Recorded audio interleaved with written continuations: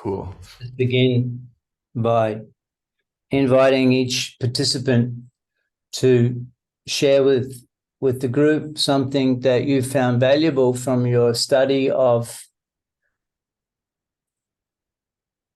Mantra 1. We can go around the group. Maybe I'll call on you because I have you listed up here, so I'll go around. You can share with us something that you found valuable learning, some learning which was valuable for you from your studies of Sri Isopaniśad Mantra 1. We'll start with Marvin. Marvin? Marvin? Okay. Yeah, Hare Krishna. Madhuha Das. Yeah, Madhu. For some reason, maybe my camera is not working. I guess I got blocked. Oh, no, now it's working. Okay. All right. It is. Well, Hare Krishna Prabhu. Glories to Srila Prabhupada.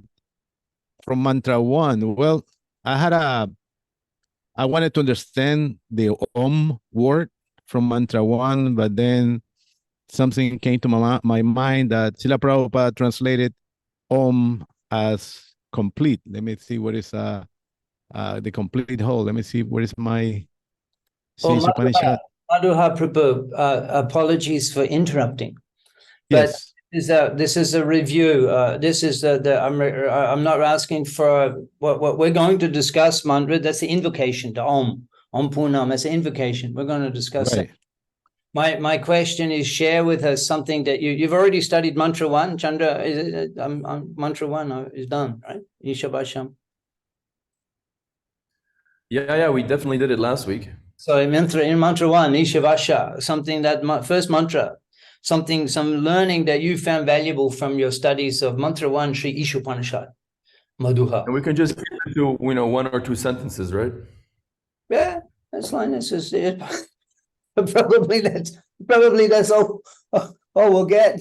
I don't think, yes, but something that you found valuable from your learning, some valuable learning from your study of Mantra 1, Sri Isopaniśad, Madhuha Dash Adhikari.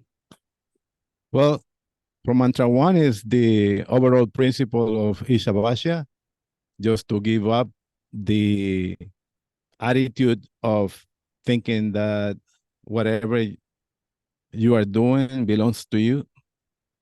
Basically, that's what I understood from there, just to stick to the principle, try to live with that principle of Ishavasya. Yeah, basically, that's it. Madhuha Prabhu. Live with that. Yeah, I mean, sure, and a short. Yeah. And Prabhu, it's D and D. I'm not, Prabhu, could you tell us your name and something that you found valuable from Mantra 1? Yeah, that stands for Devakinandana Das. Hey, Devakinandana. They call me Dave. Dave. The first part, Dave.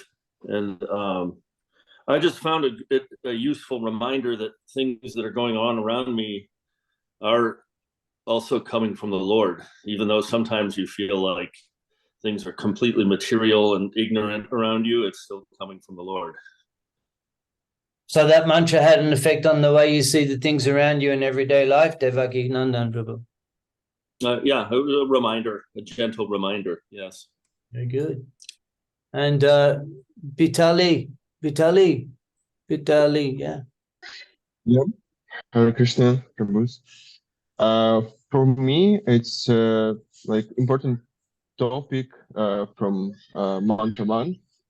It's about our quota. What exactly is our quota?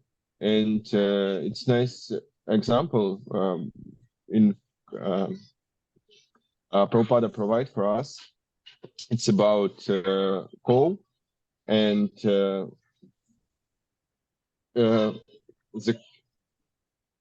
gives milk. Coal gives milk, and it's not for coal exactly. It's for somebody else, for human, or I don't know. Yeah. And we accepted only what God give for us, and what we produce. Like when I go to the job, for example, or something else, I have to give everything, not for me, not take for me something from my job, like money or something else. I have to think about how I can give it this, like cow give milks, and I can provide something, and I have to give it for God. And yeah, because when I think about what exactly is my quota, I think only, yeah. Vitaly, a lot of some valuable learning for you from Mantra 1. Thank you. And Gopalacharya, Prabhu, share with us something that you found valuable from Mantra 1.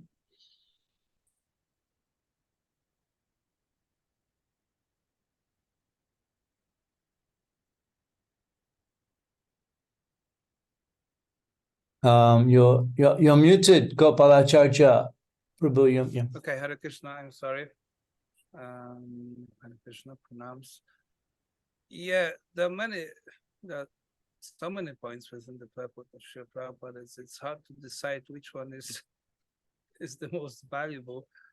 But what's when we had that question about, for example, the veganism and what Prabhupada says, so that was interesting. It was very simple, but it was interesting that that's the arrangement of the Lord, and it's simple but deep at the same time. If we just accept the perfect knowledge from the perfect source, we have that perfect knowledge. We have access to perfect knowledge and perfect life, and we can follow that. So there are many other things, but I stop here. Yeah, Gopalacharya, Prabhu. That's hard-hitting topic. Hard-hitting topic about veganism and what Prabhupada says in Mantra 1. Thank you. Nitai Prasad Dash. Mantra 1. Nitai Prasad Dash.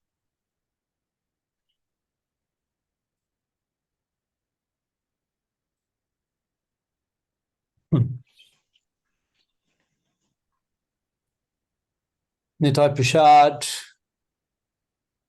Or shall we request Rebati Kanta? Balaram. Hare Krishna, Prabhu. Hare Bol, can you hear me now? Hare Krishna. Yeah. Yeah, I don't pronounce Prabhu. Sorry. So basically, it was regarding the quota we spoke about. Basically, we should not be over endeavoring, and we should offer everything to Krishna, whatever we have got, and we should be grateful.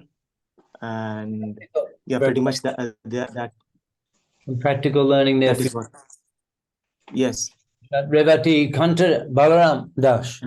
Something you learned from Hare Krishna Prabhu, Dandavad Pranam. Presents my humble obeisances.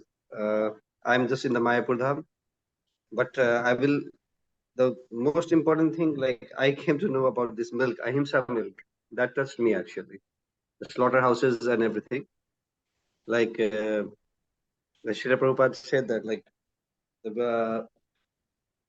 he said like we should have the own way of having a Gosala where we can protect the cows, and even it is loved by all the devotees. So even there was no concept of veganism, and there were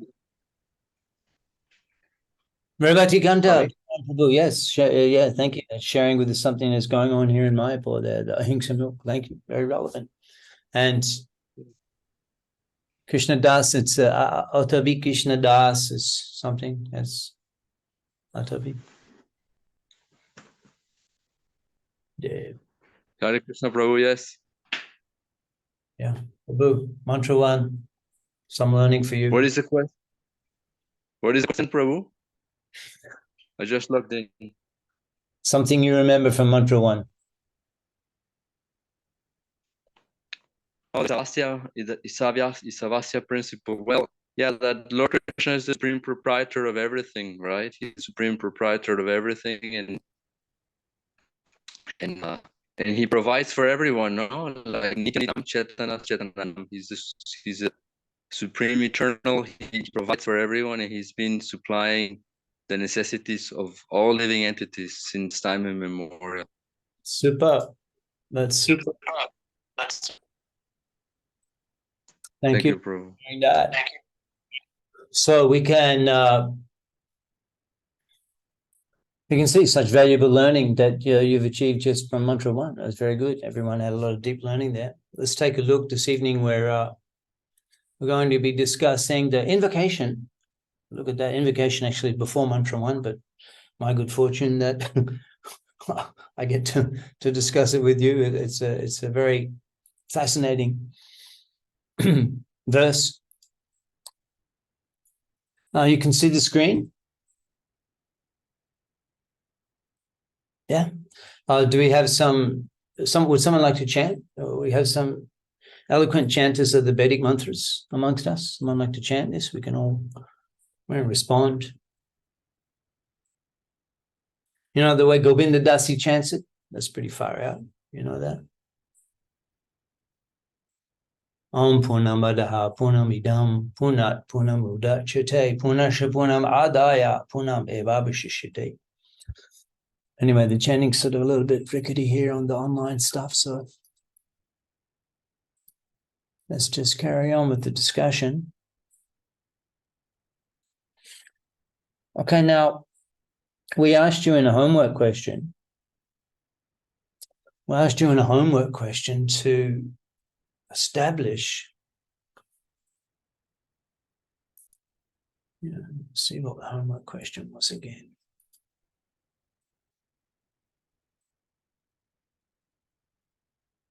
Okay. Yeah, on the basis of the statement of Om Purnamadaha, give reasons that indicate the existence of the personality of Godhead. So let's hear. Perhaps you can raise your hands, gentlemen, if you'd like to share and speak.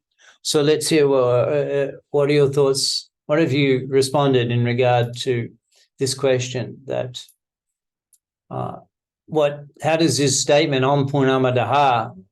That's the first phrase. How does this indicate the existence of the Supreme Personality of Godhead? Yes, Devaki Nandan. It's okay. They call you Dev, but I'll call you Devaki Nandan. That's Devaki Nandan.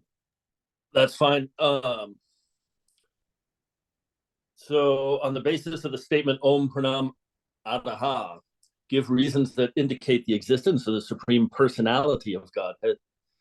So the statement Om Purnam Adaha from the Isopaniśad signifies that the Supreme Personality of Godhead is perfect and complete. It reflects the idea that the entire material and spiritual creation emanates from this completeness. This statement suggests the existence of an all-encompassing divine source that serves as the foundation of the universe, says S in parentheses. That's all I said. Maybe it's not that. Very good. That certainly gives a lot of reason there. Others' responses. How do these three particular words establish the existence of the Supreme Personality of Godhead? But let's hear some others' response to this.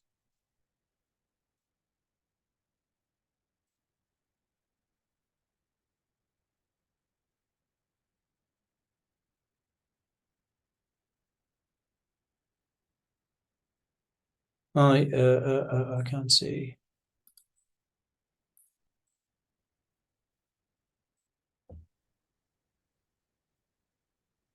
Yeah, there's some things that could be said further on this. These three words, Om Purnamadaha, how do they establish the existence? How do they prove? How does Prabhupada use these three words to prove the existence of the personality of Godhead? Responses.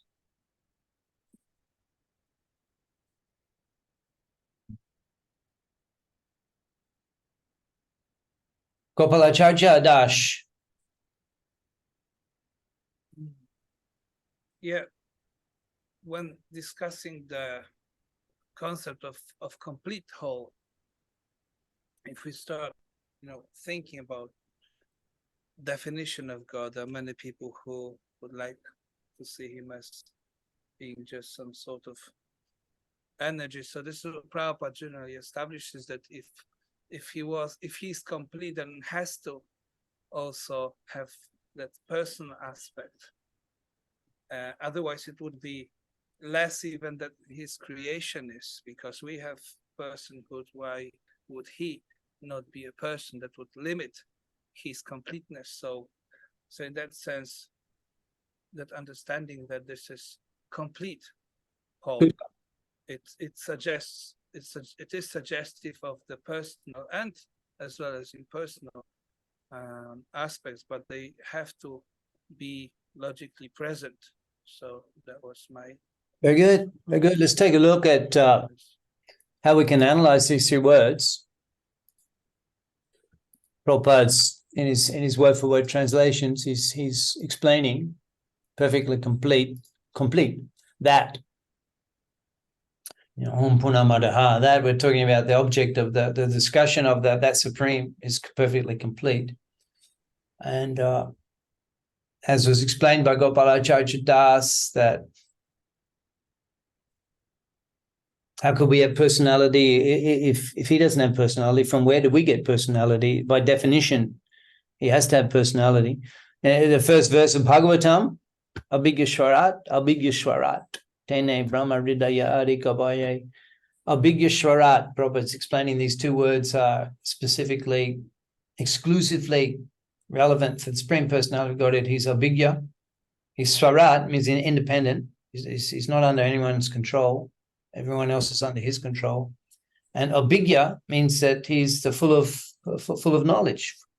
Abhigya means the most experienced. Most experienced.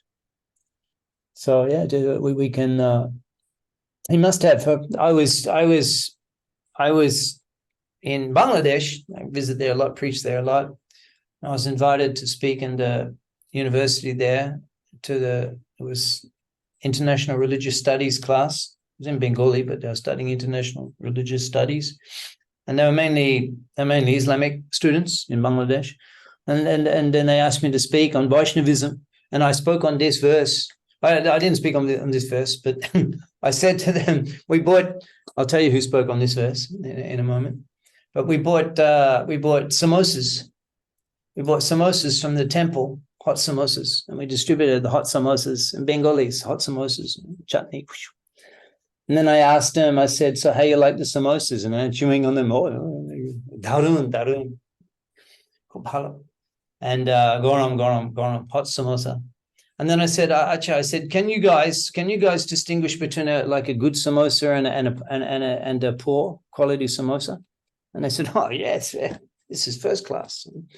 And I said, what about mangoes? Bangladesh, famous for mangoes. Can you distinguish between like a ripe mango, a perfectly ripe mango, and a not so ripe mango? Yeah, we can. And then I asked, so you think God can taste the difference between a ripe mango and a not so tasty mango? And then they started to kind of like, because they've been indoctrinated into this concept that there's no form of God. So it's forbidden in that theology.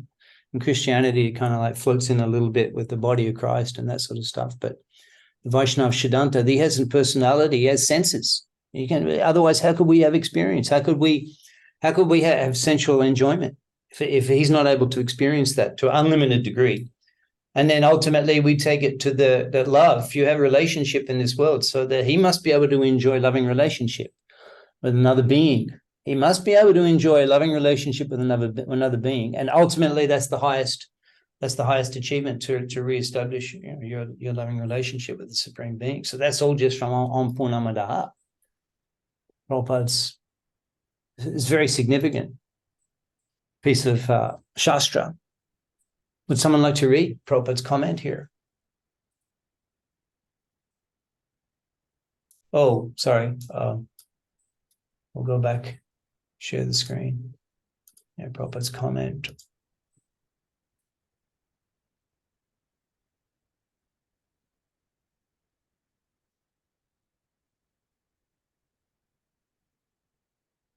So, could someone read for us, please? If he were formless, or if he were less than his creation in any other way, he could not be complete.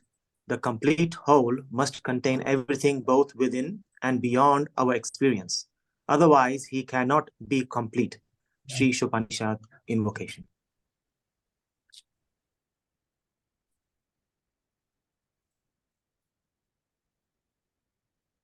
Any question?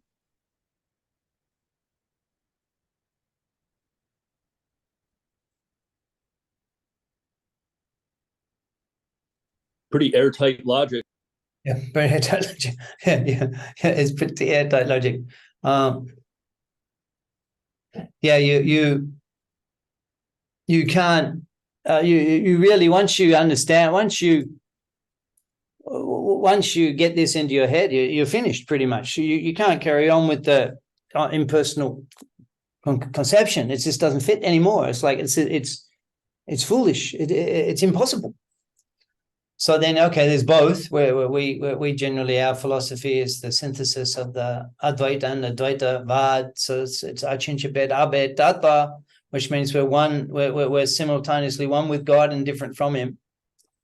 And then, so they're both are there. It's not that we deny the impersonal energy, but of the two, well, obviously it's going to be a lot easier ride going with the personal form, because he has compassion and you have relationship and so much mercy is there. And this is one of the main themes of Isopaniśad. Actually, we'll see that Prabhupada's establishing Vaishnava Siddhanta, establishing Krishna consciousness, personality of Godhead on the basis of the Upanishads. That's really the main theme of the Isopaniśad text. We'll discuss a little bit more about that, the significance of Upanishads and their importance in establishing Krishna consciousness and preaching Krishna consciousness.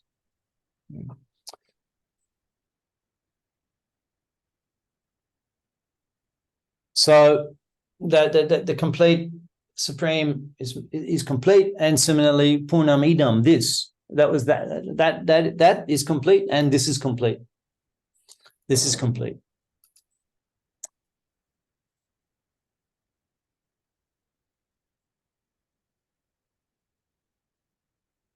The phenomenal world, Purnamidam. So Purnamadaha, Om Purna, Om is this is the Vedic mantra. And perhaps we can discuss a little bit about we'll come to this a little bit briefly about the use of this mantra. And Yajurveda, you'll find it mentioned here in the purports. I think it was the second purport on the mantra 2 or mantra 3 purport. It says Isopaniśad is connected to Yajurveda. And you'll find the mantras in the Veda. It means that you go through the Yajurveda and you'll get to the point and you'll see these mantras and they'll appear one after another. And then that section of the Vedic of the Yajurveda is taken out, and then it is compiled. It is published separately as a Upanishad. That's the nature of Upanishads. They take sections of the Vedas taken out, and they're a separate edition and with a separate title and a separate topic, Upanishad. So this is how the Upanishads are formed. Now, where those mantras appear in the Yajurveda just before them, this mantra appears there. This Vedic mantra beginning with the Omkar, Om syllable, and a Vedic mantra, it appears there. And this mantra is very famous in India. You'll see it obviously regularly published in media, and all different types of philosophers, impersonalists particularly, and yoga schools and all types of people. They all often include this mantra in their presentations, in their practices and stuff, in their studios and in their publications. And this, so because this mantra appears before the verses, the mantra, because this Vedic mantra appears, the invocation mantra appears before these verses in that Yajurveda. So therefore, the acharyas, both Vaishnav and the Sankarite acharyas who commented on this Upanishad, they included this invocation mantra in their commentaries because it appears that way in the Veda. So that's this mantra actually what we're looking at now. So actually before the actual Isopaniśad as it is begins. And it's dealing with such cosmic and fundamental concepts. Om Purnamadaha. It's a sutra-like mantra. It's just immediately Om Purnamadaha. It's immediately directing the absolute truth in such succinct words. Om Purnamadaha, like sutra mantra, Shruti mantra actually. Om Purnamadaha. Through chanting and meditation, it brings the mind in connection with that supreme reality. Om Purnamadaha, Purnamidam. And this material world is also complete. Purna mudachyate. Because how is it complete? How is this material phenomenal world complete? It explains the truth that punat punam udachate. Punat, because from that complete whole, punam udachate, the complete manifests. Yeah. So you can get the nature of this with this invocation. We can get even though we're neophytes and juniors in the study of the Vedic mantras, but even compared to our Puranic literature and Itihash, Mahabharata, and Bhagavad Gita, and the Srimad Bhagavatam, the Puranas, you can see the style of the presentation in the Upanishad is different. It's not like a narrative. It's not like telling a story. It's not like it's describing an event. It's simply words that directly invoke the reality of the spiritual truths through the Sanskrit mantra words, the Sanskrit words in the mantra form. This is the nature of these Upanishadic mantras. We'll discuss a little bit more about this, the Upanishads and how they fit in. But let's look at this concept. Let's explore this concept that whatever is produced of the complete whole is also complete in itself. What are some? Let us brainstorm for some examples from nature indicating how things are complete by seemingly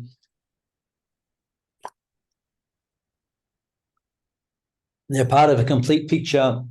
And they perfectly fit into place. They function in relation to other items and components very systematically, and everything's complete. Let's look for some examples of this. Let's look at some examples that Srila Prabhupada gives. Give you an idea what we're thinking about. Perhaps someone would like to read for us.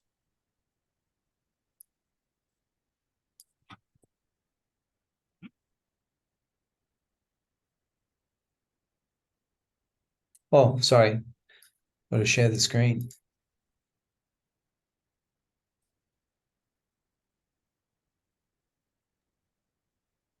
Yeah, someone like to read? Although the ocean waters so much, when there is scarcity of water, you take help of Krishna. He will evaporate the water. He will make it cloud. Then when it falls down, then it becomes sweet. Otherwise, you cannot touch. Everything is complete. Srimad Bhagavatam 1.8.3, April 13. And Prabhupada speaking on this verse of Srimad Bhagavatam, he mentions Punamidam. He quotes this Upanishadic mantra and explains its significance and relevance. Another example Prabhupada gives. Please read. As soon as the child is born, immediately there is profuse milk in the breast of the mother. That is the nature's arrangement. Before birth, the food the child immediately requires, the mother's breast. There is milk supply immediately. Srimad Bhagavatam 1.2.12, October 23, 1972. You know, is this not amazing just to see how the milk, so that the child needs a constant supply of milk, just like whenever, not like us, 2-3 times you sit down and have your lunch, have your dinner. They like constantly require nourishment. So you require a constant supply of food that's kept at the perfect temperature. It has the perfect distribution system. The child just gets onto the tit and sucks. And the milk's not there. So the milk only appears in the breast of a woman that's had a child that's given birth to a child. I mean, is that not an example of how things are systematically put together under as a result of coming from a complete source and as a systematic, complete system, and they fit in. So, I mean, it's astonishing. So what are some other examples of this? Perhaps we can, let's break up into a couple of groups and do a bit of a group exercise. Chandra Prabhu, are you still with us? Yeah, but I'm switching off for booze. I feel really sick, so I'm gonna. Admin. Is there someone does admin that can put him into a couple of groups? Well, you're the host, so you can. I don't know how to do in groups. Okay, let's just do a general, can just generally brainstorm here. What are some of the some other examples of this that we see in nature, how everything's complete? Cycles of the seasons, and this is how they come and go, and everything manifests in the right time and without any deviation. It's not that in January you have summertime, it's always the same and perfectly, everything appears in the same manner. Yeah, And Gopalacharya. how the life comes also into existence when, let's say, the spring comes and everything springs and the seeds sprout and everything just is complete. The seed itself is an amazing thing that within a small seed there's a whole tree, for example. Yeah, so that's also It's such a relevant example. Such a relevant example, Gopalacharya Prabhu. The thing is, people that live in the city these days, they can hardly, or maybe they can experience the change in the seasons. But here in India, wow, in India, it's just, I mean, there's 6 seasons. There's 6 seasons every 2 months, and you can. It's just like you can experience. It's not like the West. Everything's slower. Everything's in the Western countries. Like it's kind of such more of a slower gradation. Like from day to night, it's like 45 minutes gradually. Here in India, 10 minutes. It's light afternoon and boom. So it's so quick. And similarly, the seasons, they change so quickly. And it was like just every 2 months, boom, boom, boom. That's just nature. And the whole system, it just runs like that according to its own design. Wonderful example. Other examples? Hare Krishna, Prabhu. Yeah, tell us. Nitai Prasad. Yeah, Prabhu. Yes, Prabhu. I was just thinking how the universe is working in such a, all the planets, they're working in so in a uniform way. None of the planets are clashing with each other. Each planet is doing their duty, so to say. The moon is coming at night, providing us natural light.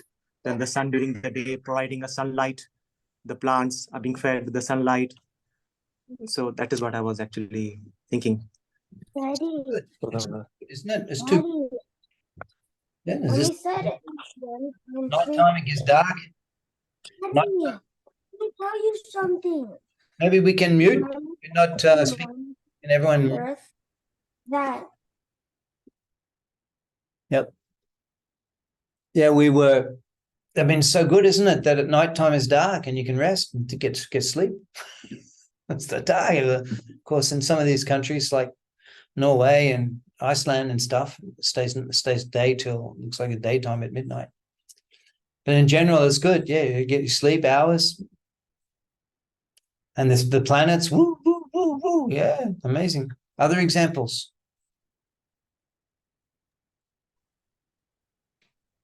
Yes, Prabhu, I wanted to say also that another famous example by Prabhupada is the process of digestion. And how amazing is that we just put food into our mouths, we chew it and swallow it, and the organism does everything else, right? Yeah. It's amazing how the stomach works and it breaks down all the elements and extracts the nutrients, the vitamins, the minerals, turns it into blood and all the rest, and then there's a byproduct, and for that we're nourished and we have strength, and it's another amazing thing. It is amazing, yes. Devakinandan, Prabhu, some other examples of completeness that we see in nature around us. Sure, I'll read what I have, and I had to take a call from out of the country for a couple minutes, so I apologize if these examples were covered. But I said we can see examples of this completeness in various self-sustaining systems in nature. For example, the Earth's water cycle system, or the perfect arrangement with cows and oxen, where they can provide protein and work for humans if recognized for the divine creatures they are and treated appropriately. Isn't it super? Huh? Working with the cows, working with the bullocks. Well, that is the way to roll. Okay, now Prabhupada goes on to explain about this human form of life. Yeah. Would someone like to read?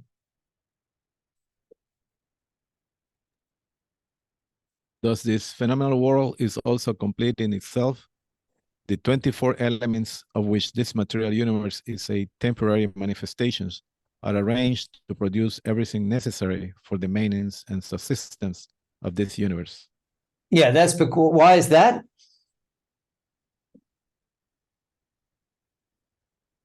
Why? Yeah. What? Why is this a reflection of the complete, and it's set up in such a way that everything it needs for its maintenance subsistence is there? Why is that? Anyone can raise hands if someone would like to respond. Raise hands. Think about that question. Raise hands. Why is everything provided and arranged? Why?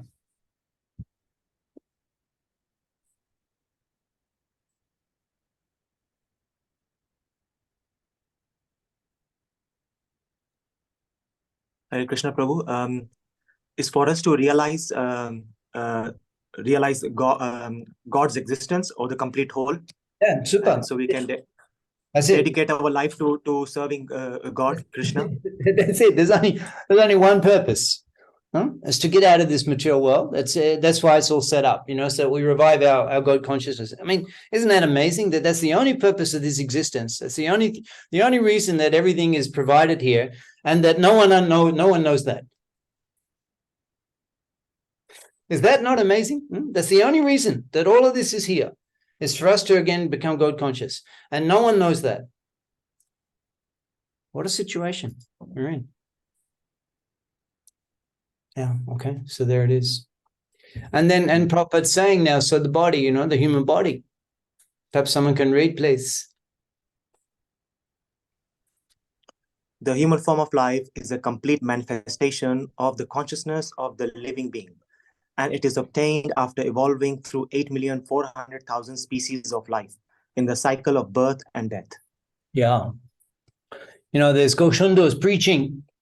He's preaching in Navadip. We generally, when we think of Chaitanya Mahaprabhu and his preaching, generally we think of, he's a sannyasi. He traveled in South India. He ordered the Koma Brahmin to preach Krishna consciousness. He defeated the Tattvavadis. He defeated Bhattacharya in Sri Rangam. He went to North India. He Prakasananda Saraswati preaching Goshundor, sannyasi. Mahaprabhu accepts sannyas in order to get respect from the common people, so that just by touching his feet, they'll get liberated. Chaitanya Charitamrita begins Mahaprabhu Sannyas, Chaitanya Charitamrita. Madhya Lila Mahaprabhu Sannyas. In Navadip, however, Mahaprabhu's preaching style is different. Vrindavan Thakur is describing the Navadip. Goshundar, he's the Vidya Lila, is a scholar. And Nimai Pandit, and then he becomes Navadip Chandra, the jewel of the Brahmins, the Dvijamani, the crushed jewel of the Navadip Brahmins, and he becomes a Vaishnava. What a treasure! The rising moon of Navadip, Goshundara, Nitai Karunamai, Nityananda Rai. So Bhaktivinoda Thakur, he begins his Navadip Dham Mahatmya, Jai Jai. Navadip Chandra, Shachi Shuta, Jai Jai Nityananda Rai Avatuta. Glorifying Nityananda and Chaitanya Mahaprabhu and their pastimes in Navadip. They're preaching in Navadip. They're dancing together. They're not like Mahaprabhu was sannyasi, very formal. The ladies wouldn't even go near him. In Navadip, Nitai go, they're dancing together, freely distributing love of Godhead. A shikha ni shabna nadi fiche neche go nitai radha Krishna bol de shabai. A shikha ni shabna di fiche neche is dancing. They're dancing. Nitai go. We're worshipping them on the altar. Their hands are raised, dancing. It's a preaching style. And Goshundar in the morning, the sun rises. He takes the devotees with him and goes out on the Shankirtan, Nagar Shankirtan, village to village preaching. Emon dulab manav deho. He's singing that Emon Dulab Manav Deho. You've achieved the Dulab Manav Deho, the rare human life. Emon Dulab Manav Deho. Upon achieving this human form of life, what's your consciousness? What's your consciousness? It's just You know, we're not taking full advantage of what we can do with this human body and the humanity. The facilities are there. And that's been provided for us to awaken God consciousness. That's why we got the human body as distinct from all the other species where you can just enjoy sense enjoyment. Human body is meant for realizing God. And Goshamno in his preaching in that by Nam Shankirtan, this is awaken, and we all come to Krishna consciousness. Nam Shankirtan, so powerful, awakens.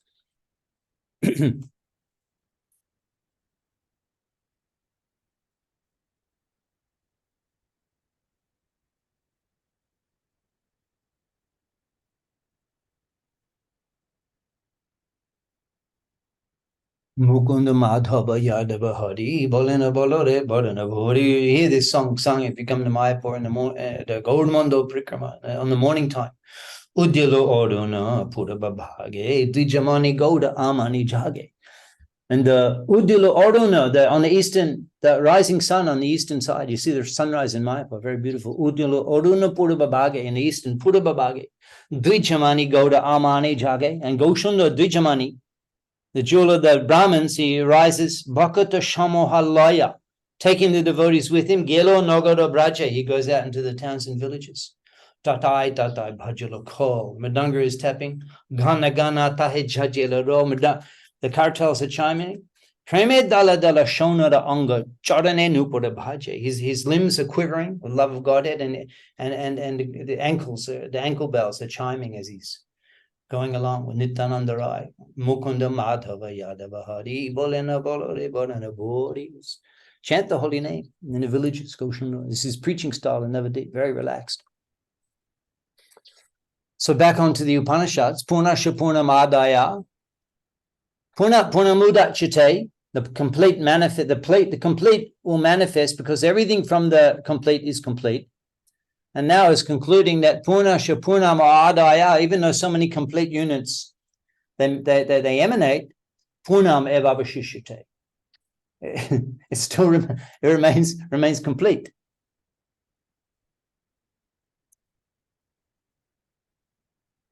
So perhaps we asked you,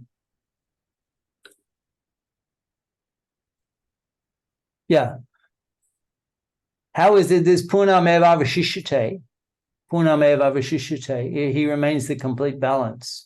Even though so many complete units, they emanate from the complete, because that's the nature of the complete, that whatever emanates from it is complete. So Purnamudachite, the complete, this mantra, I believe is memorization mantra. You need to memorize this mantra. Yes, Bhakti Shastri. Memorize this mantra. Now, this mantra you should memorize line by line, because every line is so philosophically significant. Every line. Om Purnamadaha. Om Purnamadaha. Purnamidam. Purnat. Why Purnamidam? Because Purnat Purnamudachite. Complete comes from the complete. And Purna Shapurnam Adaya, Purnameva Vashishyate. Even though so many units, so many completes are coming from the complete, it remains complete. Every line. You need to be able to explain. So how this Purnam Eva Vashishyate, how does this, how can this address the impersonalist Mayavad philosophy? Please raise hands if you'd like to respond.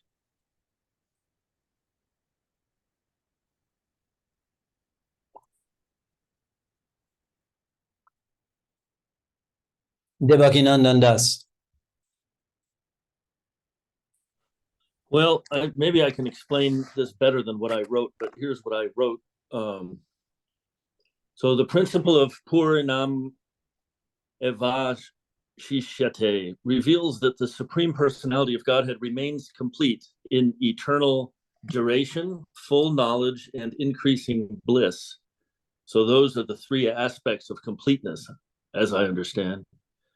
The Satchidananda, even as countless complete units emanate from him, this principle serves as a powerful refutation of the Mayavada philosophy, which suggests that the absolute becomes incomplete or impersonal in the material world. Yeah. Good, yeah. Some other responses to this? Purnam Eva Vashishyate. How does this refute the Mayavad philosophy? Raise hands if you'd like to respond.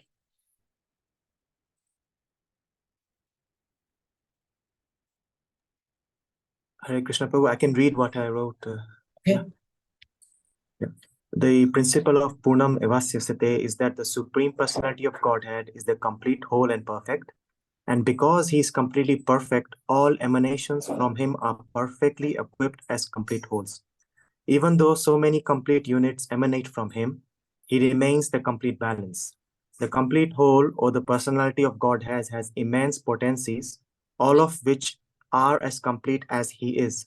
But the Mayavadi philosophy does not agree to the above.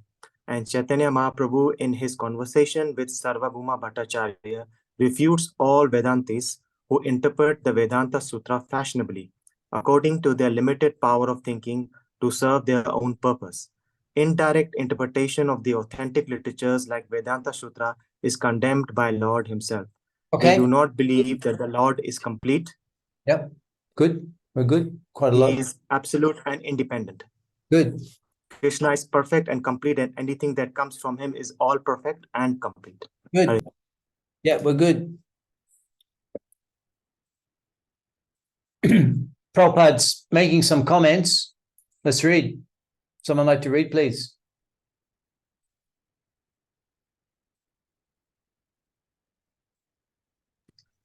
In the spiritual world, the one is Purna, and if you take the whole one, it is still one.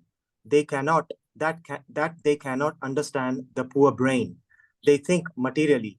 If the one is complete and if one is taken away, then it becomes zero.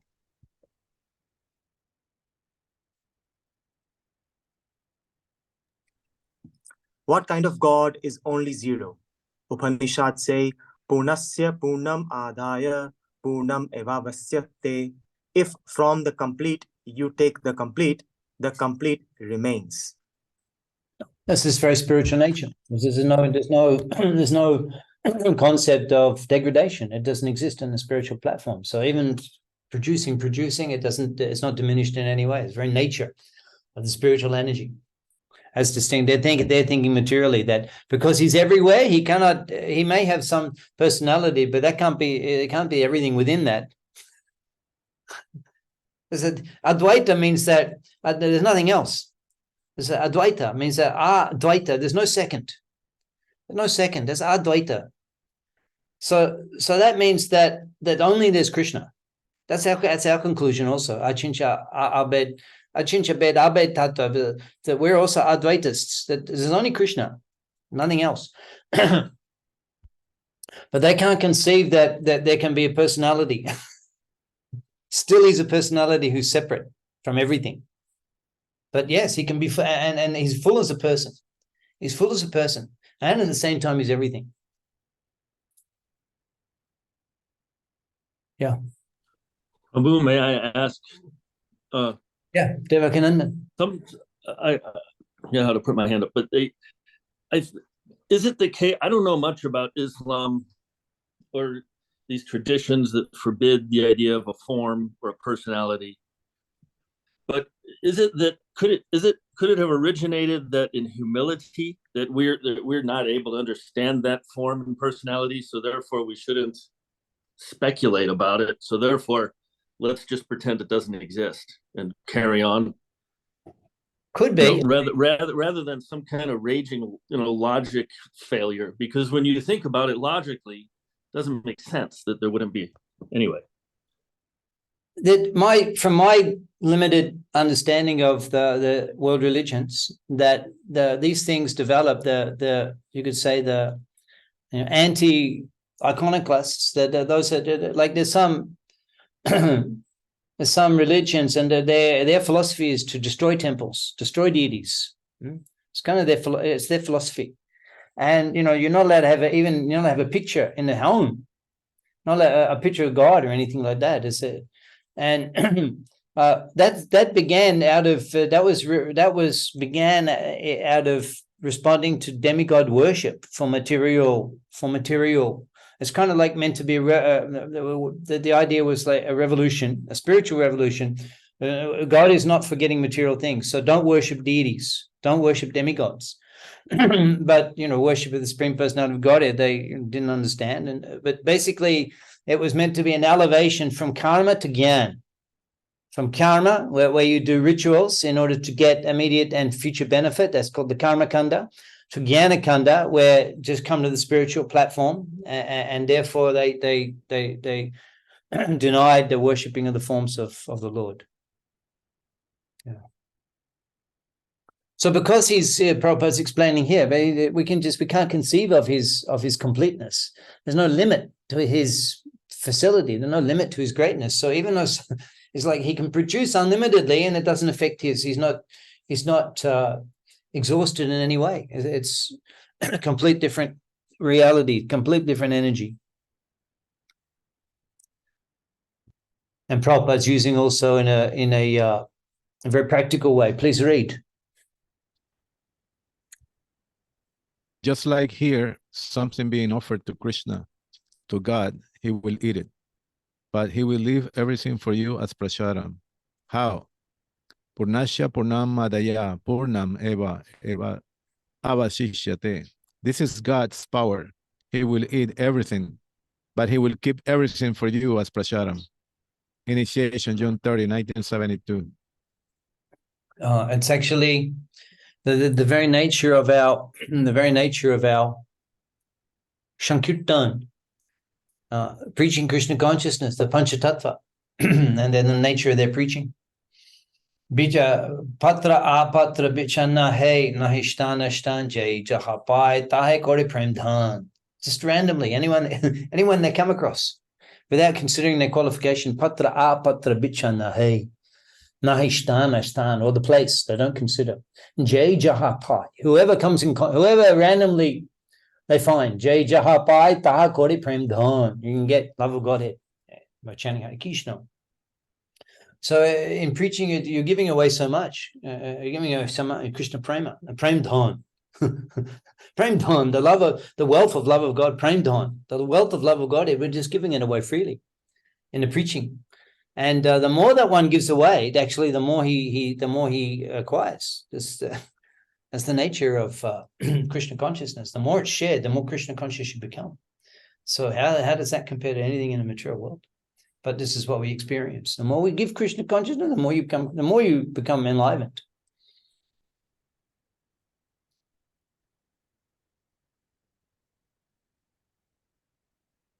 Prabhupada's explaining. Please read.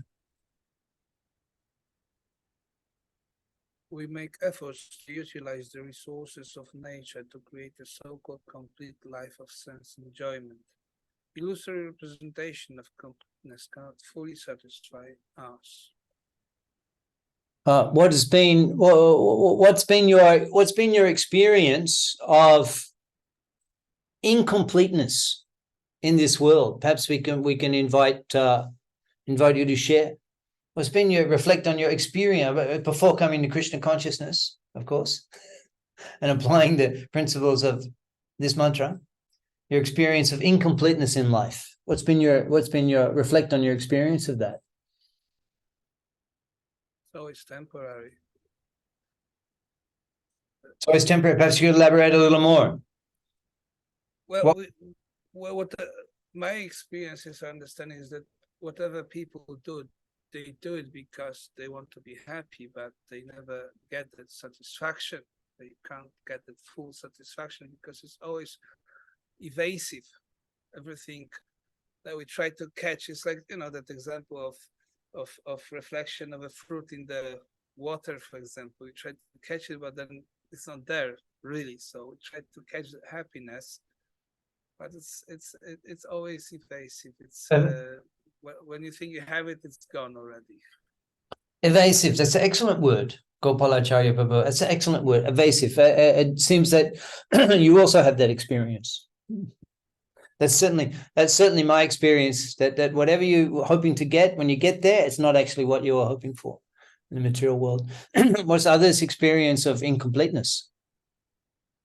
Well, I have plenty of experiences like that, but a lot of the best stories are probably too embarrassing to share in a forum like this. So I would post them somewhere anonymously. But going after material enjoyment and then finding out the rug gets pulled out from you right when you think you're going to really get the peak of that enjoyment. Yeah. Blake's written, everything feels like it should be a little better.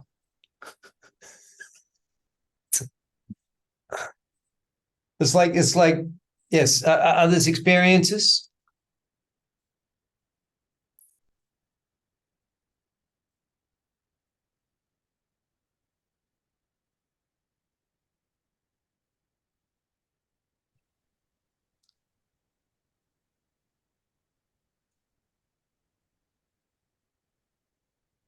It's almost like every day is an experience like that, really, if you sat and thought about it for a while. It's almost right. like every day. It's almost like every day. I remember before I was... Yeah, every day when we... Yeah, every day. And people just become used to it. They just become used to it. This is life. They say that's life. You know, they just become accustomed to it. You know? Like fear. Prabhupada says that of the, you know, the aha nidra vaya moitun, the eating, sleeping, mating, defending. He says that one that's the most that we're affected most by is defending, fear. We're always afraid, but we become accustomed to being afraid.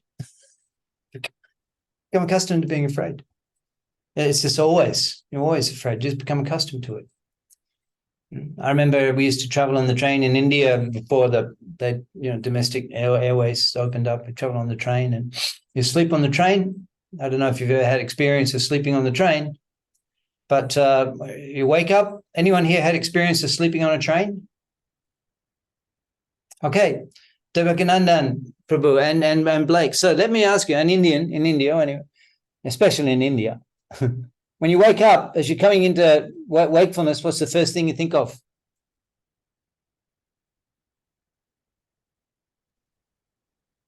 Well, where am I? Yeah. Okay. Who may be on the platform looking in the window of my cabin? For me, it's If I'm luggage. rolling into a station. I've had that happen. Where are my things? Yeah. For me, it's luggage. It's always, you always wake up, first thing you reach out. My bag's still there, you know. Okay. Okay. As soon as you wake up, you know, it's like, huh? Yeah. I don't know. I guess I've had the fortune of being in a locked cabin, not thought about that part. Yeah. You're sleeping with your bags. They're chained up. I mean, they come before you get on they come along the windows with the locks and the chains. Ding, ding, ding, ding, ding, ding, ding. And people remember, we didn't bring a lock for the bags. And they chain them up. At night you sleep and then your bags get stolen. So you got to sleep with your bags under your legs and, you know, chained up with your hand on it. As soon as you wake up, bag.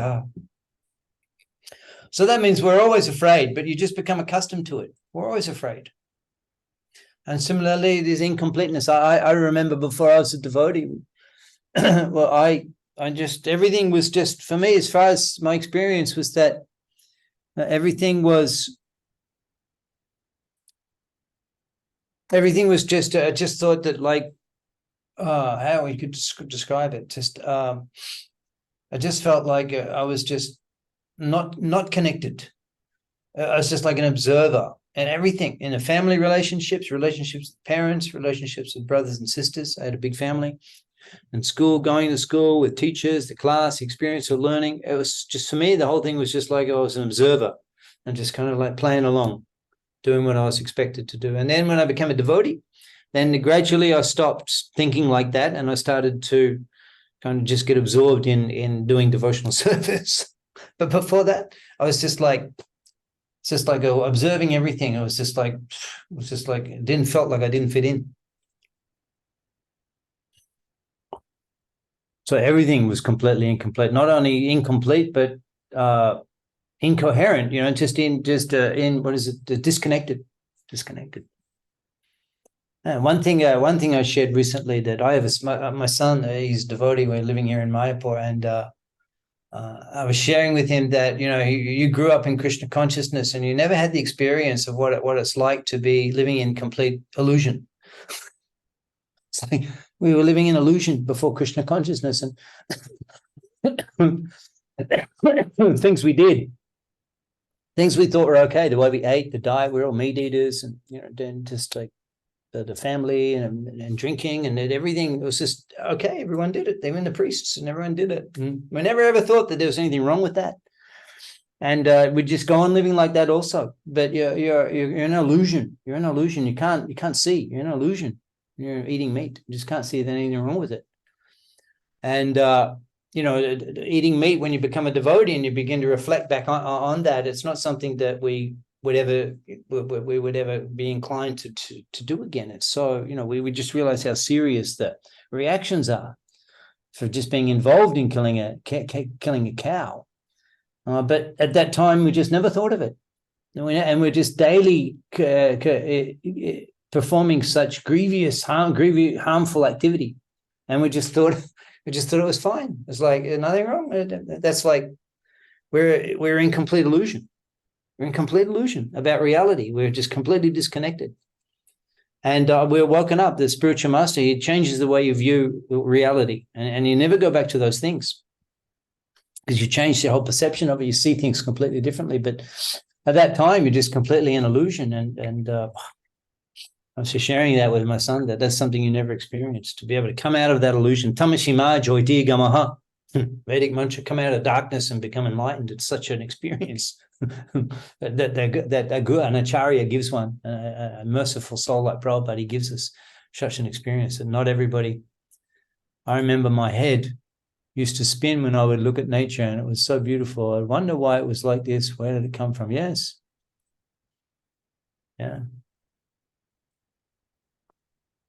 Yeah, devotees, how we just don't fit in this world until you come to devotional life. And then things become a little more gradually. And Prabhupada's commenting. Let's read what Prabhupada says in this regard. Would someone like to read? Just like a big machine, and there's a small screw. The completeness of that small screw is to fit in the particular place. Then it has got value. And if it is out of touch of the machine, it has no value. So we are complete units so long as we are attached to Krishna, otherwise useless. So any questions on the invocation verse?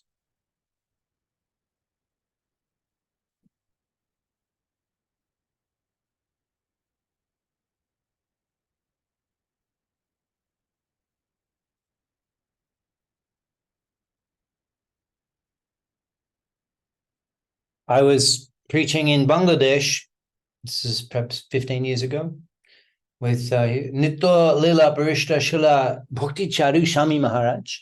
Actually, at that time, if I can recollect, you can ask Chandrasekhar Prabhu. I believe he was there also. If I can recollect, he was there also on that trip with Bhakti Charu Shami. This is about 15 years ago. And we're in a place called Chittagong. It's Chattogram. It's famous. Mahaprabhu, so many of his associates appeared there. Vasudeva Datta Thakur, Mukunda Datta, Srila Pundarik Vidyanidhi Mahodai, Gadadha Pandit. They're all from this area, Chittagong. And we were there, Bhakti Charu Shami Maharaj. He's born in Bangladesh, Bhakti Charu Shami Maharaj, Nitya Lila Pravishta. And he was doing a tour of Bangladesh, and we were with him. So he was invited when we were in Chittagong. He was invited by the Ramakrishna Mission. They had a big mott, Ramakrishna mott, big ashram there with 15 sannyasis. It's the second biggest city in Bangladesh, Chittagong. And Maharaj was invited by this Ramakrishna Mission. You know Ramakrishna Mission, Prabhupada, he talks about it so often in his books. They're in Bengal. So Bangladesh, Bengal, they're also there in East Bengal, Bangladesh, Ramakrishna Mission, Chittagong. Big center. They invited Bhakti Charu Shami Maharaj, Vaishnava, but a world preacher, sannyasi, Bengali, from Bangladesh, born in Bangladesh before the partition, when it was part of India. But everyone knows he was born in Bangladesh, a world preacher of Vaishnavism, Vedanta. So they invited him to be there, to open their festival, the Ramakrishna Mission Festival. In India, probably we wouldn't do that program, but in Bangladesh, a little different situation there. The Hindu organizations tend to all stick together. So we went with Bhakti Charu Maharaj, and he did this. They're all Mayavadis. There was one big sannyasi sitting on a tiger skin, the Ekadanda, and 10 other sannyasis, they all at his feet. Mayavadi sannyasis all sitting there. It was like Prakasananda and all of the sannyasis of Varanasi experience. And Bhakti Charu Maharaj comes, and we all come and sitting there on the stage. And Bhakti Charu Maharaj, he speaks. The opening, he speaks this verse, the Upanishads, Om Purnamadaha. And the sannyasis there, they were very happy.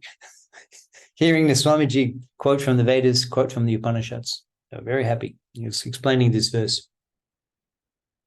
And I'll always remember that, my good fortune to be able to have some association with such a dear servant of Srila Prabhupada, and saw him preach on the front lines, preach to the Mayavadis in Bangladesh, and use this verse and explain the Vaishnav Siddhanta on the basis of this verse.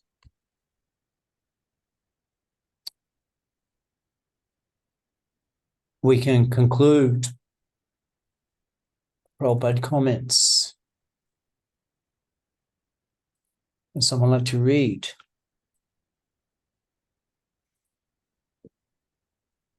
All services in this world, whether social, political, communal, international, or even interplanetary, will remain incomplete until they are dovetailed with the complete whole.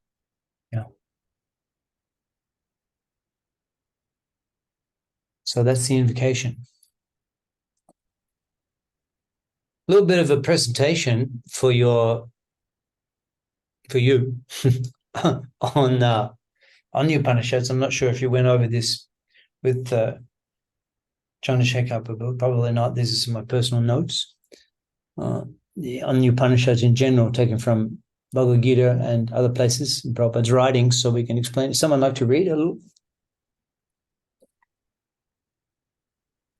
The Vedas deal mostly with fruitic activities to gradually elevate the general public from the field of sense gratification to a position on the transcendental plane.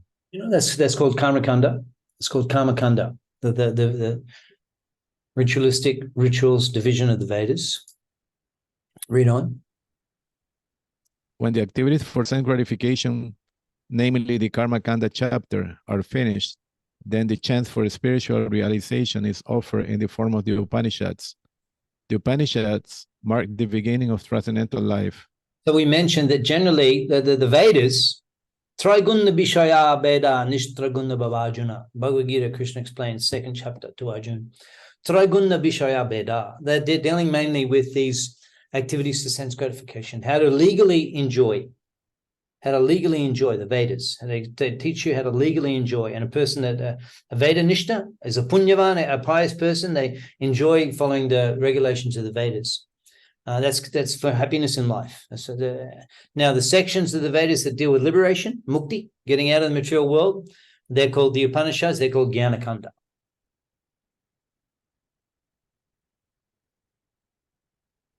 Any question on what is the Upanishads in general?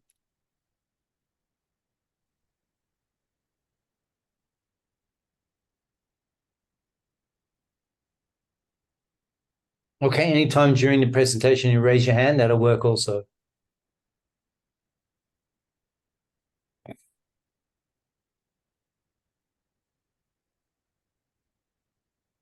So the idea is that it's a different section of Vedic literature, different section, and it's dealing with transcendental subject matters, spiritual liberation, and not specifically devotion. Not specifically devotion. The Upanishads in general are discussing about mukti, about liberation, about the freedom from birth and death, and not specifically about devotion. There's Prabhupada's explaining that I think there's 108 altogether that they consider, but these ones are all the scholars. These are the 11 main Upanishads, where they're available in their full. Other Upanishads, bits and pieces here and there, and they're a little more less known. But these are the 11 Upanishads that are frequently quoted in all circles of philosophy, the impersonalists, the Vedantists. They're all quoting from the impersonalists particularly quote from the Upanishads, these books.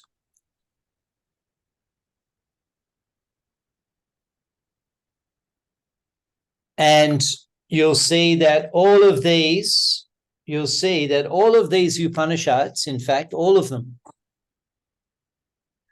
in Prabhupada's books, they're quoted. You'll find reference to all of you'll find quotes, you'll find verses from all of these Upanishads in Prabhupada's books. Particularly in Bhagavad Gita, when you study Bhagavad Gita purports, you'll see regularly in Prabhupada's purports, he'll include references from the Svetasvatara Upanishad, Manduka Upanishad, from the Kota Upanishad, from the Kenu Upanishad, Mundaka Upanishad, just those you'll find in Bhagavad Gita frequently quoted in the purports. And there's a reason for that. There's a reason for that, and there's a reason for Prabhupada writing his commentary and translating this Isopaniśad into English and writing commentary on it, which we'll look at now. So this is, anyone familiar with this diagram? Have you seen this diagram before? Anyone? In Bhakta program, it's the first course in ISKCON. Okay. I have seen this one, this table. Some of you may have seen.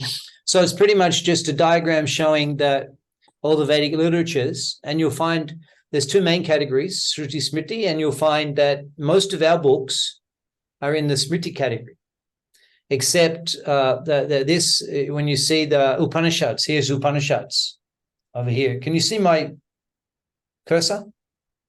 Pointing Yes. on. Yeah. So Upanishads is there in the Shruti.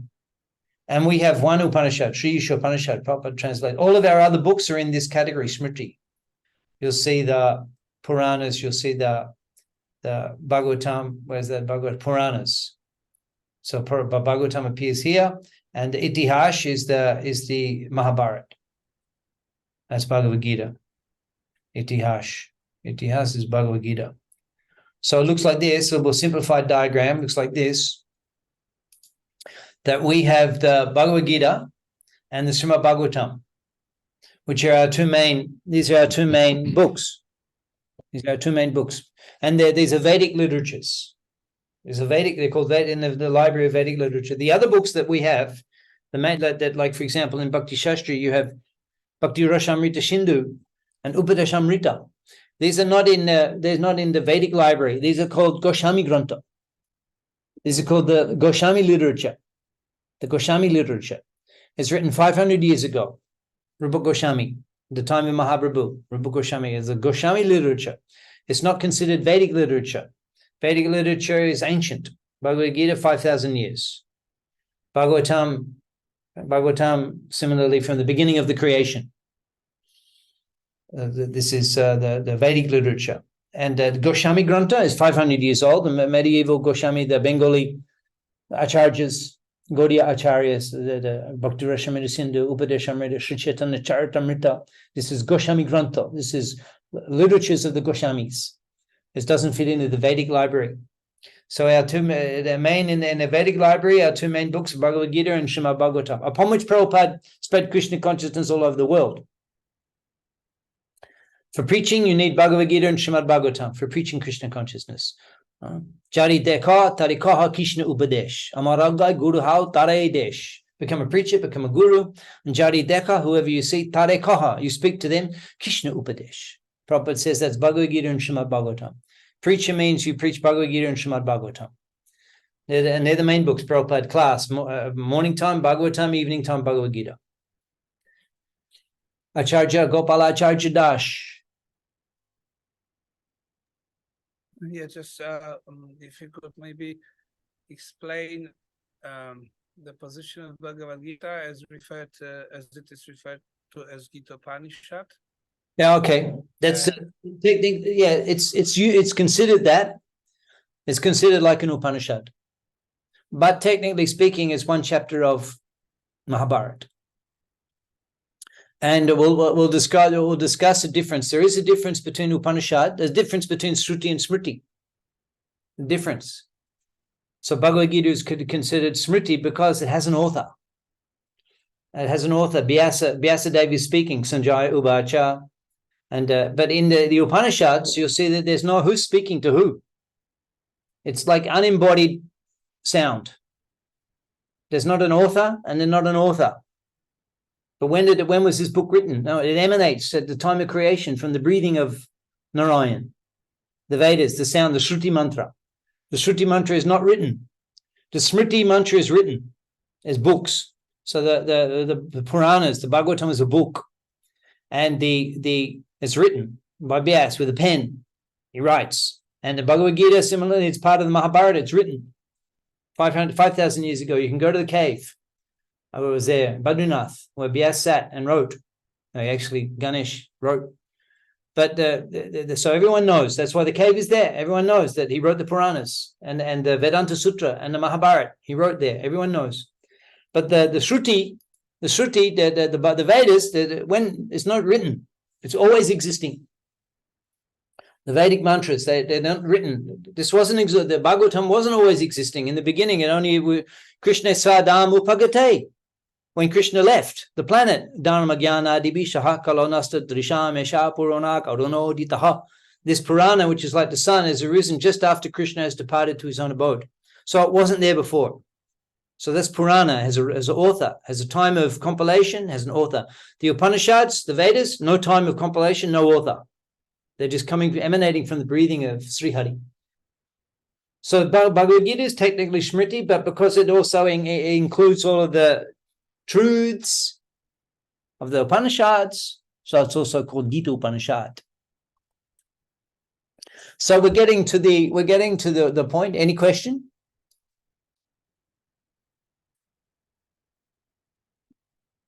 So we're getting to the point. Yeah. Yes, I just to make sure that what I understood is, because I understand the Bhagavad Gita is also a Shruti as well as a Smriti, because it was spoken by Krishna. It's also a book that needs to be remembered. Well, that's that's more like a devotional attitude, like a devotee devotional attitude. But technically, from the scholarly and academic point of view, it's part of the Smriti. Okay. But for us, we'll see that actually the whole point is that the Puranas are more important than for us, the Smriti is more important. Oh, that's the Vaishnavas. Okay. That's the Vaishnavas. The Smriti is more important, and ultimately the Goswami Grantha. That's even more important for us. Bhakti Rasamrita Sindhu by Rupa Goswami, because he's understood Chaitanya Mahaprabhu's mood. Sri Chaitanya Mano Bishtam, Shtapitam, Yena Bhutale. Rupa Goswami, he's established Chaitanya Mahaprabhu. He knows Chaitanya Mahaprabhu's mood and he's established it in his writings. So for us, the Goswami Granthas are even more important. What to speak of the Vedas, but we're just looking technically at their respective position. Okay. Now, Prabhupada, so that's why these are the reasons why Prabhupada has given us Isopaniśad, because of its significance, because it's a Vedic literature. And it's a Vedic literature. Please read. Therefore, the Vedanta Sutra is known as Nyaya Prasthana. The Upanishads are known as Shruti Prasthana, and the Gita, Mahabharata, and Puranas are known as Smriti Prasthana. The Prashthan means you could just say the category or the path. So Nyaya Prashthan means logic. Nyaya Prashthan, the path of logic, the Gyanis. And the Shruti Prashthan, that's the Karmis, actually. That's the Vedantists and the Smartas, the Shruti Prashthan. And the Smriti Prashthan is the Vaishnavas. So Prabhupada's commenting. Please read.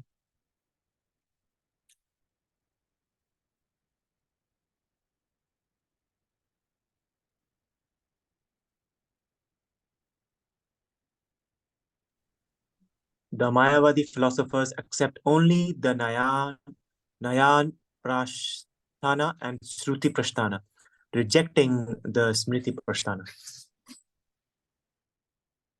So all of that category of scholars, the non-devotees, they're called the Mayavadi philosophers, or the Advaitavadis or Vedantists, the non-devotees, not the Krishna Bhaktas.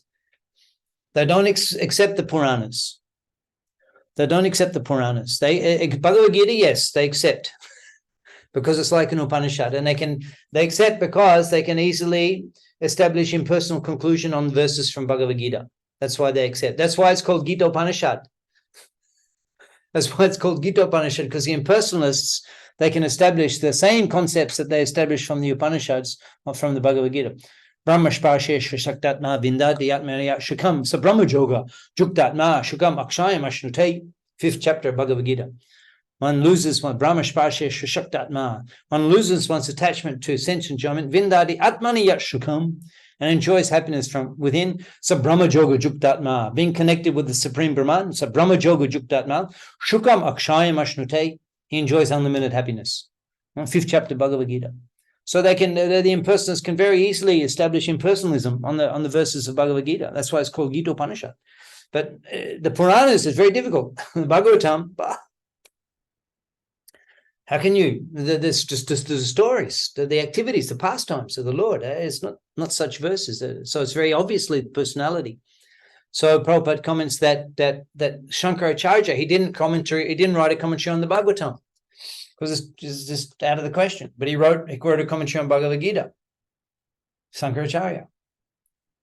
So therefore, the Mayavadis don't accept the Puranas. They don't accept the Bhagavatam.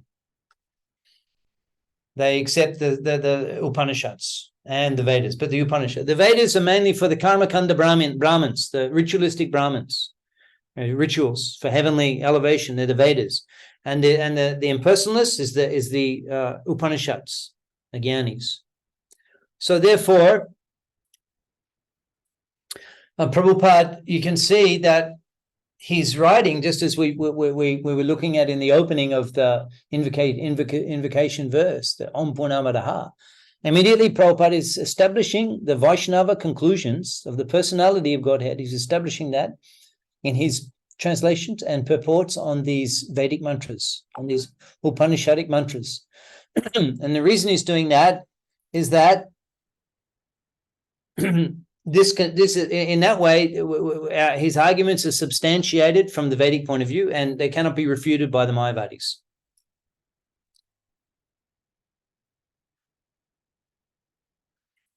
That's why we mentioned that in the Bhagavad Gita purports, you'll see Prabhupada quoting from the Upanishads, quoting and including the Upanishadic verses in his Bhagavad Gita purports.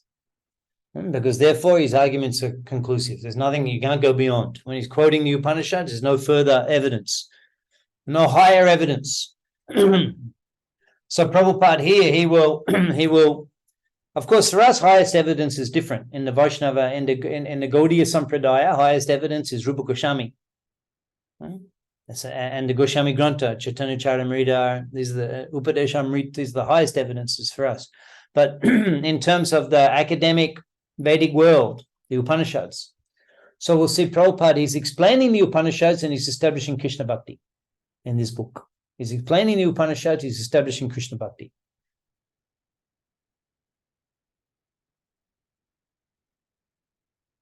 Oh, and he makes a statement in the introduction, which you read last week or the week before. The Krishna consciousness movement is completely authorized from Vedic principles. So how that can be, Prabhupada in this initial Upanishad, he's showing these Vedic mantras and how they're supporting in every way Krishna consciousness movement. So any question on that? Any question on why Prabhupada did the significance of Isopaniśad in terms of our library of books?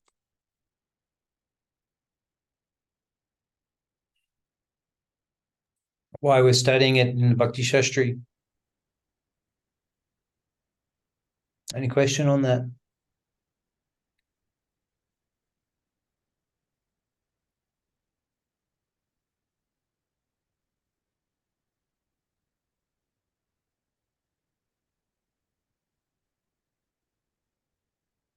So we can take a look now at mantra 3.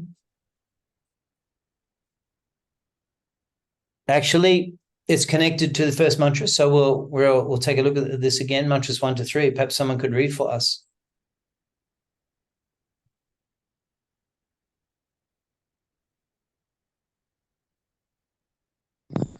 Everything animate or inanimate that is within the universe is controlled and owned by the Lord. One should therefore accept only those things necessary for himself, which are set aside as his quota, and one should not accept other things, knowing well to whom they belong. Read on.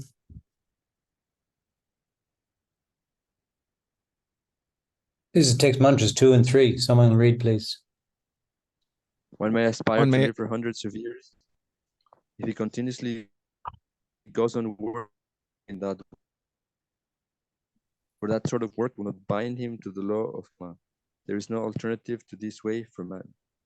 The killer of the soul, whoever he may be, must enter into the planets known as the worlds of the faithless, full of darkness.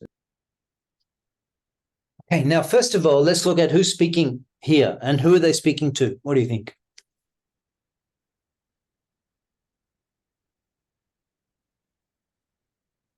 Who's speaking and who are they speaking to?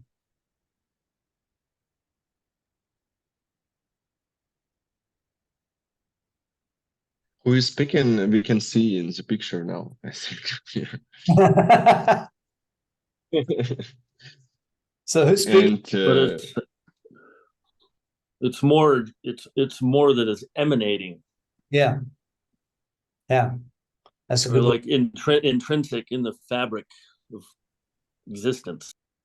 You mean the principles of the truth coming from the Supreme, something like that? I think you mentioned, Prabhu, that these shruti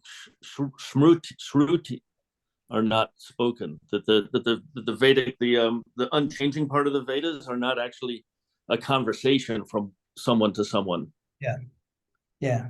It's just like the eternal sound. We could say the eternal principles of the Bhagavad Tattva, the eternal truths of God, like God speaking. You know, I mean, you can see the main religions of the world, they kind of got this idea. Their books are more like this, God speaking. You know, not like our Puranic literature, which is the devotees and interacting. What to speak of Chaitanya Charitamrita? Oh my God, you know, you're right there, Mahaprabhu. It's like the emanating sounds of the, and it's very, I mean, who's he speaking to? Who is the Supreme addressing here?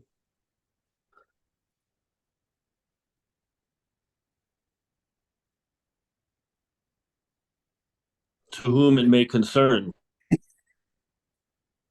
Let me ask you something. That from the beginning, quote unquote, we understand that Vyasadeva went into a trance, and all this knowledge was spoken to Vyasadeva.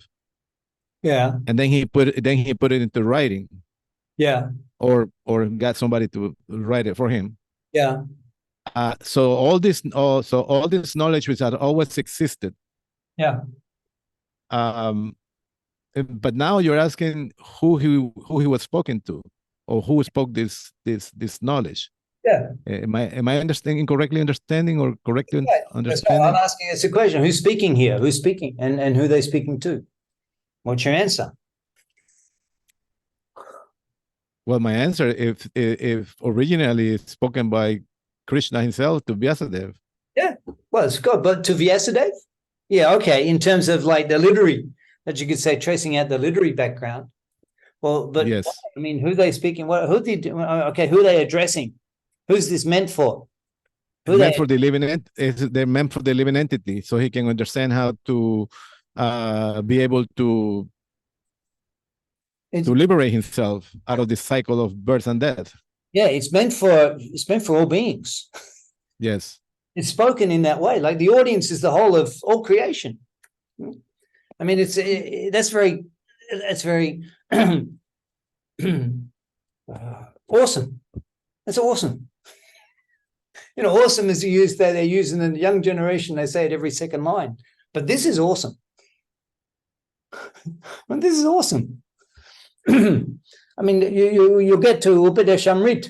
It's not like that. It's meant for a person who wants to sit down in Radha Kund and chant the holy name, a specific sadhaka with a specific. This is like loudspeaker, like God speaking to humanity. There's no alternate, and they're very heavy. This is the law. You're gonna tena taktena bunjita. You can enjoy only your allotted amount.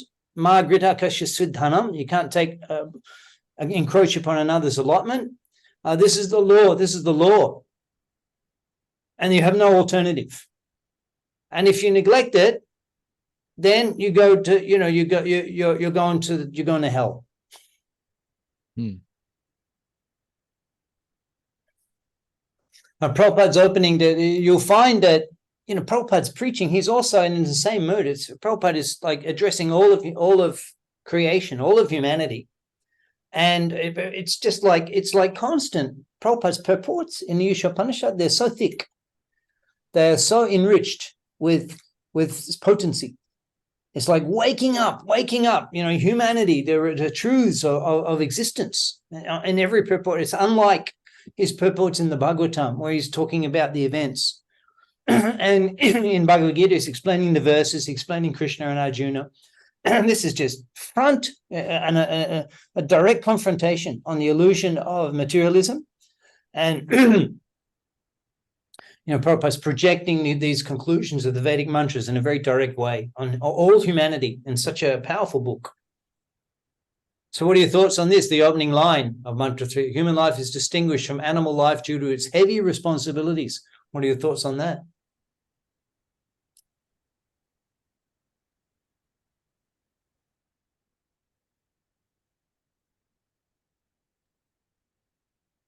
Well, since we are responsible for whatever we do, then we are responsible to also try to get out of this material world. Okay, as distinct from animals which are not responsible for everything they do. What are others' thoughts on the significance of this opening statement?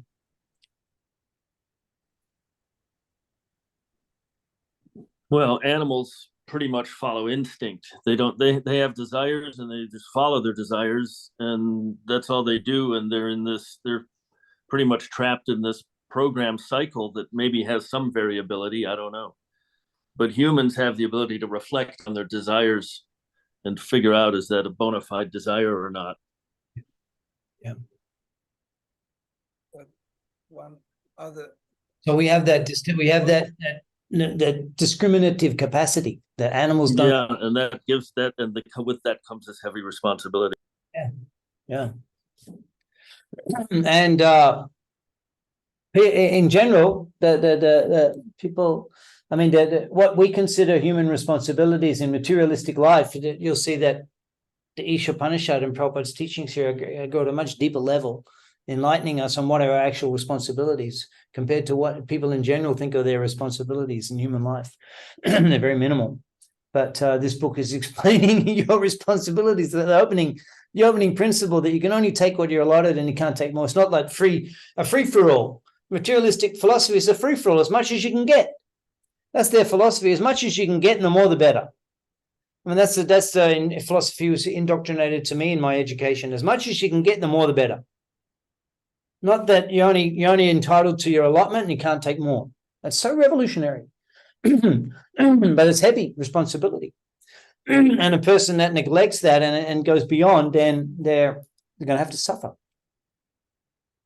You were asked in homework to explain this analogy of the boat. Perhaps you can explain. Someone like to do that for us?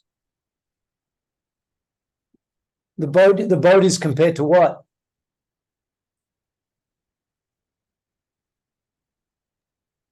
So this analogy signifies that the human form is a specially designed vessel for self-realization and spiritual advancement. The Vedic scriptures and saintly teachers are likened to expert boatmen who can guide individuals in their boats across this ocean of material existence. So the analogy emphasizes that if human beings fail to keep their boats afloat, even though they are indeed given full facility to stay afloat, they are considered atmaha, killers of the soul, and their boat will be swamped, and their souls will sink into the ocean to join so many underwater creatures in their cycles of birth and death. Yes, it's very poetic. The captain is the spiritual master, and the winds are the facilities. Yeah, that propel us. It's quoting from a Bhagavatam verse there, Prabhupada's including it in his explanation. And then it's very heavy. As we were discussing the Prabhupada's purports, they're very heavy, very heavy. And you'll find one after another statements here that are very, very heavy statements. Perhaps someone like to read this? Atmaha, if with all these facilities, a human being does not fully utilize his life for self-realization, he must be considered Atmaha, a killer of the soul. Sri Isopaniśad warns in a clear terms that the killer of the soul is destined to enter into the darkest region of ignorance to suffer perpetually. I mean, of course, in the material world, gradually you'll stay on the conveyor belt and gradually you'll get it come back, but it's as good as perpetually because it's like it takes so long. But here we're so close in the human life. These statements are written for humans having Atato Brahma Jigyasha. Vedanta Sutra begins. Atato Brahma Jigyasha. Now you're human. Now these are your responsibilities. Only take what you require, not more than that, and live in harmony with others. If you encroach upon others, then you're contravening the laws, and then you're going to have to lose. You go back into some degraded situation and lose the whole opportunity of the human life, which is like a boat to cross, take you to the liberated platform. You misused it. It's just a sense gratification. And immediately the opening. I mean, we just opened the text. And the first 3 verses are basically telling us that we've got to surrender to Krishna now, or else everything is we're lost perpetually in the darkest reasons of ignorance. Can this perpetually or the darkest region of ignorance can be equated to, like the Christian talks about, hellish conditions? Yeah. Yeah, you'll see it mentioned later in the verses there, mantras 12, 10 to 14. It's mentioned in every mantra, the different results and the destinations, and it mentioned the darkest regions. And Prabhupada's explaining the different levels, different regions of the universe and the hellish planets and darkest regions below this planet. So yeah, that's what's being referred to here. Some of the topics we were looking at this evening: completeness, the Om Purnamadaha as a maybe I'll just stop that and just fix that up. Any questions on the topics that we discussed this evening?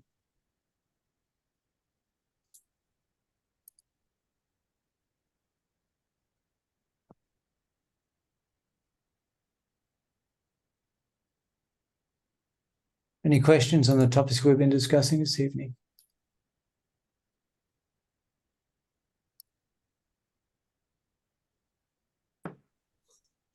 I can imagine some powers misusing some of these verses, like to keep the peons in their place. You think of the. Could you elaborate a little more? Maybe Devakinanda, not so clear. Could you maybe give an example? What do you suggest? Like a king or a ruling autocratic government.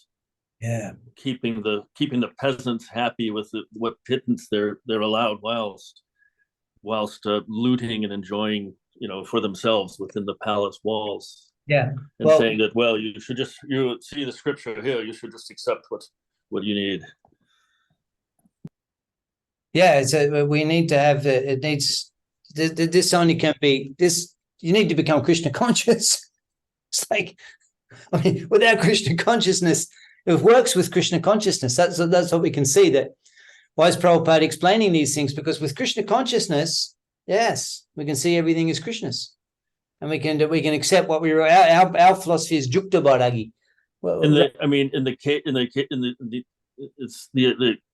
the king is supposed to be a devotee himself. Then it all works. Yeah, of course. So at least within our devotional community, at least in our family, amongst our society, if we can, and personally, we can imbibe these principles. But basically, I mean, this is going against the flow of society at large. Like I said, as much as you can get, as much as you can get, the better. That's basically the values that people are acceptable by materialistic society. So this voluntarily frugal, just accept what you require. No, it's like you're a loser. It's like you're a failure.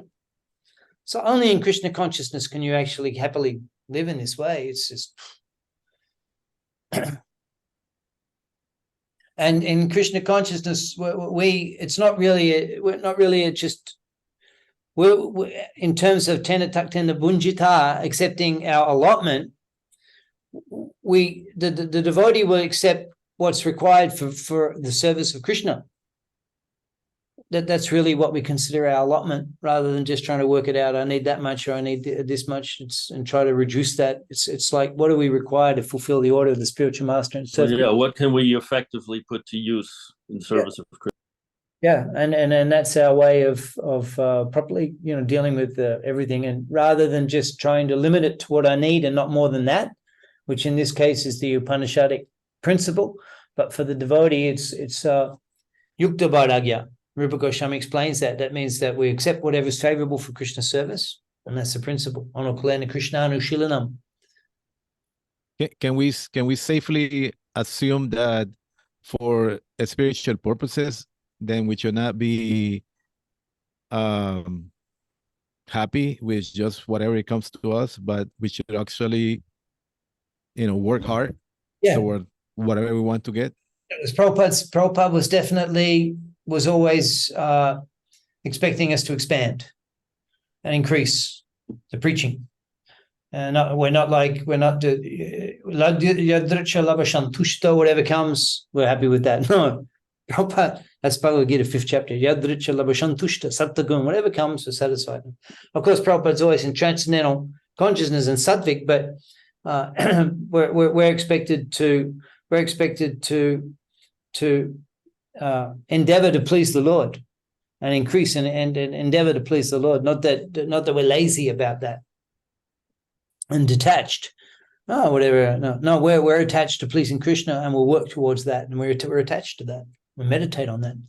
There's a question from Gopalacharya that motivates us to achieve that. We're motivated. It's not that we're just unmotivated, whatever happens, we're happy with. No, we're motivated to please Krishna more. Gopalacharya. Just wanted to ask how that concept agrees with that, the picture of God who is loving, and love that is not forced.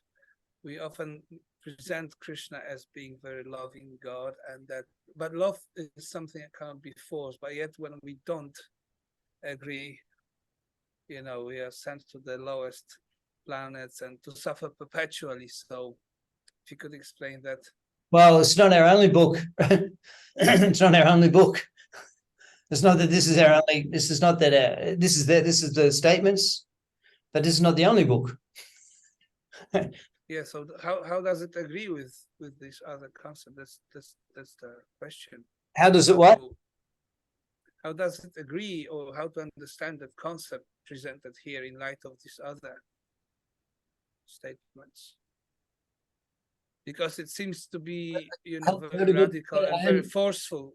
Yeah, I hadn't thought of it, but it's a part of the compilation. I mean, like I say, we're not relying upon this for as our only presentation, as our only message. This is just part of the message. So the other things are there, you'll find in the other presentations, you'll find in the other books. Krishna's pastimes, Krishna's mercy, Krishna's kindness. I mean, Prabhupada's purports explaining everything, but this is it's a short text, but very important. 19 verses from the Upanishads, and these are the topics that they're discussing, and this is the opening topic, and this is what's mentioned. So that's it. The other things are there in other places.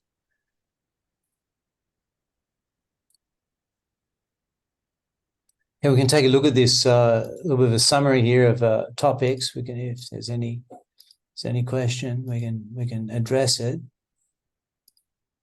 Well, let's do this. Yeah, we looked at a little bit of a review. We looked at explaining, how this covers this establishes personality must be there, it must be complete. And then so many things in this world that reflect that because they're coming from the complete. And then human life is meant for understanding your relationship with the complete again. And even though so many things emanate from it, he remains complete. That's the defeating Mayavad philosophy. The Mayavadis don't accept the Puranas. And we're looking at mantra 3, connect, how they're connected together. And we're also looking at the very nature of this text, which is very, very, very heavy. Prabhupada's purpose, also very direct, very powerful. And this is the Isopaniśad. Let's spend what's been some valuable learning for you from the? Oh, there's a question, Bhagavata Gopalacharya. Just one more question now regarding Mayavadi's lack of acceptance of the Puranas. So, what kind of preaching strategy do we have when speaking to them? I mean, if they don't accept Srimad Bhagavatam, can we actually quote it while preaching to Mayavadis, or should we try to refer only to Upanishads so as to establish that platform? What would you say to that? Well, statistically speaking, preaching to Mayavadis, this type of Mayavadi, not just a kind of what you say hodgepodge new wave, but really academic scholars, Vedantists. I mean, we don't preach to these people. We don't really preach to these people. We don't even see these people and find these people to speak and preach to these people. We don't. Some academics, some devotees in that field. One devotee who gave class in Mayapur recently, he was a scholar in Varanasi. He went to Varanasi Hindu University. Many Mayavadis there in Varanasi. So on occasion, but in general, we don't interact with these people. But we need the arsenal. We need to have the arsenal, because so many of the people we need to have this information there, and we need to explain it the way we explained this evening in Isopaniśad and its significance, because so many of the people who we are preaching to are influenced by the Mayavadis. So many of the people we are preaching to are influenced by the Mayavadis. In fact, that's really... Even though they may well not know it. Yeah, Paschata Deshatana Nivishesha Shunnavadi. Prabhupada, this is his pranam mantra, is saying in other words, it's completely permeated the Western worlds. And Prabhupada is destroying that. With a book like Isopaniśad, it's very clear to see that this is his mission. So it's the philosophy. It's the philosophy. We may not necessarily meet these people and preach to them. I mean, I share with you one experience I had there in that college where it was students of religion and philosophy. We explained to them. But these Mayavadis, I have the experiences I've had in India with dealing with recently I was in a university in South India, Mangalore, and we were there with the devotee Namnishta discussing there about including a course on the Bhagavatam in their college, in their university. And we were dealing there with one person that he was an impersonalist who was doing yoga health, like yoga for science, in the science department for yoga for natural health and yoga. And I mean, this person it's very difficult to work with such a person that have been the Mayavadi. The Mayavadi Basha Shunile Hoishar Ranash, Mahaprabhu says, is spoiled. It's very difficult to preach to people like that. And especially when they're somewhat Vedic scholars and they know philosophy and things like that. They're very influential. So we preach to the people that as yet they're not spoiled, but they could be if we don't get to them and explain the principles of Vaishnav Siddhanta based on the Isopaniśad. It's such a powerful book. It sounds like if you have to preach to such a person, you have to go back to scriptures that they accept, which is just this one. That's why we do have to know this one. That's really, why, especially Srila Prabhupada's purports to this. Yeah, and he will, as we go through and study, you'll see how to use these verses in your preaching. Like, there's many specific texts that can be used and we'll be assessing you on those also as we go through. So let's conclude for the evening. Just one last question.